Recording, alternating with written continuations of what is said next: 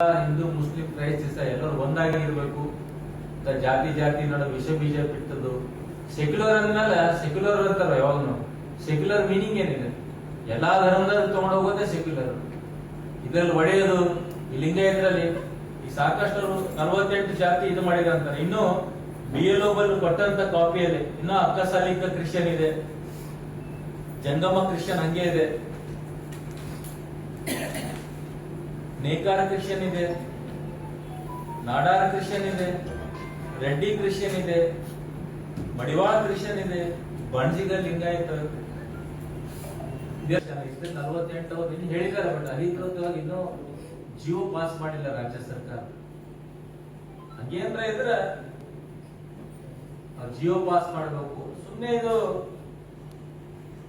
ಸಮಾಜದ ಭಾವನೆ ಜೊತೆಗೆ ಚಲಾಟ ಆಡ್ತಾ ಇದ್ದಾರೆ ಸಿದ್ದರಾಮಯ್ಯ ಅಂತ ನಮ್ಮೆಲ್ಲರೂ ಅನಿಸಿಕೆ. ಇದು ಕೂಡ ಮಠಾಧೀಶರು ಎಲ್ಲಾ ಪಕ್ಷ ರಾಜಕಾರಣಿ ಮೀಟಿಂಗ್ ಆಯ್ತು. ಕೆಲವೊಂದು 3 ತಿಂಗಳು 6 ತಿಂಗಳಿಗೆ ಮುಂದೂಡಬೇಕಂತ ರಾಜ್ಯದ ಮುಖ್ಯಮಂತ್ರಿಗೆ ಮನವಿ ಕೂಡ ಮಾಡ್ಕೊಂಡಿದ್ದಾರೆ ಸಭೆ ಮೂಲಕ.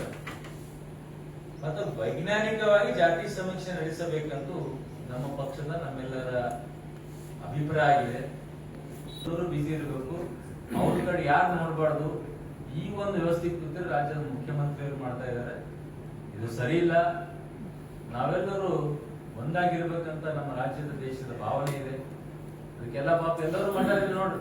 ಯಾರ್ದವ್ರು ಬಿಜಿ ರಾಜ್ಯದಲ್ಲಿ ಕೆಲವೊಂದ್ ಕಡೆ ಸಮಾವೇಶ ಆಗ್ತಾ ಇದೆ, ಕೆಲವೊಂದ್ ಕಡೆ ಮೀಟಿಂಗ್ ಆಗ್ತಾ ಇದೆ, ಜಿಲ್ಲೆಯಲ್ಲವ್ರು ಮೀಟಿಂಗ್ ಆಗ್ತಾ ಇದೆ, ಎಲ್ಲರೂ ಪ್ರೆಸ್ ಮೀಟ್ ಮಾಡ್ತಾ ಇದ್ದಾರೆ. ಅದೇ ಮಾಡ್ಕೋತೀನಿ. ದೇಶ ಉಳಿಬೇಕು, ಧರ್ಮ ಉಳಿಬೇಕಂದ್ರ ನಾವು ಯಾವುದೋ ಒಂದು ಬೇರೆ ತರ ಆಲೋಚನೆ ಮಾಡಬೇಡ್ರಿ ಬಂಧುಗಳೇ. ನಮ್ಮ ದೇಶ ಧರ್ಮ ಉಳಿಬೇಕಾದ್ರೆ ಕರೆಕ್ಟ್ ಆಗಿ ಡಿಸಿಷನ್ ತಗೋರಿ. ಯಾವ್ದಾರ ಒಂದ್ ರೀತಿಲಿ ಜನರು ತೊಂದರೆದಾಗಿರ್ಬೇಕು, ಕನ್ಫ್ಯೂಷನ್ ಅಲ್ಲಿ ಇರ್ಬೇಕು, ಜನರು ಬಿಸಿ ಇರ್ಬೇಕು.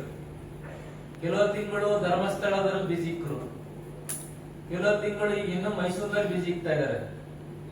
ಚಾಮುಂಡಿ ದಸರಾ ಉದ್ಘಾಟನೆಗೆ ಅಲ್ಲಿ ಕೆಲವು ಬಿಸಿ ಇಕ್ಕಿದ್ರು.